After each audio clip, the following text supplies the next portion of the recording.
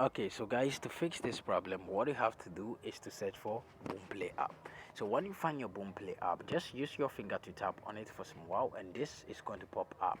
When it pop up, tap on the app info, and after tapping on app info, you're going to be in this place. So what you have to do is to tap on storage and cache, then you tap on the clear cache. So after tapping on clear cache, go back, tap on force stop, then you tap on OK.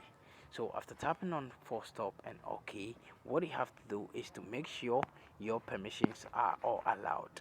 So now go back when you've allowed every permission. Tap on notifications and make sure the show notification is toggled on. Now go back and tap on mobile data and Wi-Fi and make sure the background data is toggled on.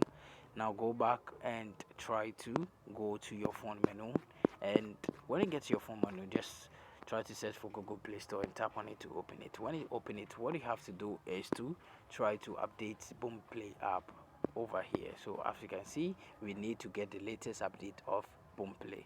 So what you have to do is to turn on your data and tap on it, then make sure you update it. So after updating it, you're going to see this open over here.